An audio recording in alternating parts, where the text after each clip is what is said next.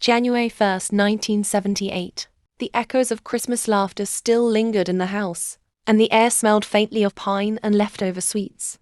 Outside, the first light of the new year spilled through the windows, casting a soft glow on the polished floors and the neatly arranged furniture. For a moment, everything seemed calm, perfect even, as if the year ahead promised nothing but happiness. I was 12 then, the oldest of 3 children, with 2 younger brothers aged 8 and 7. My father was a well-known businessman. He dealt in building materials and the business flourished in every way. My mother, on the other hand, was a housewife. She had always desired to further her education or start a business, but my father did not allow it. He insisted he could provide for her and the children. Weary of trying to persuade him, she finally accepted her fate. We lacked nothing. Our tuition fees were paid on time. We had the best outfits, and for a while, we lived what I thought was the perfect life, but perfection never lasts. At first, it was just raised voices. Words that filled the walls but never found peace. I could tell something was changing. Something deep inside our home.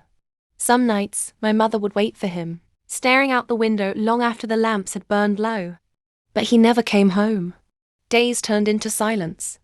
My parents spoke less and less. Only the clinking of dishes and the sound of the radio filled the space between them.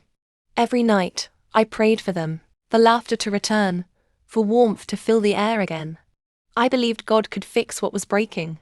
During school holidays, we usually helped at Father's office, but that year, we didn't. Instead, we spent our days indoors, reading and watching children's programs. The house felt quieter. Too quiet. Whenever Mother couldn't prepare his lunch on time, she'd take it to his office later in the day. She always made sure everything was perfect. But many times, she came back home with the food untouched. When I asked why, she'd smile faintly and say, he wasn't hungry. Still, she kept on going, as if love alone could make him remember what he once felt. Deep down, I knew. Hunger had nothing to do with it. One afternoon, I went with Mother to deliver Father's food, just like we always did.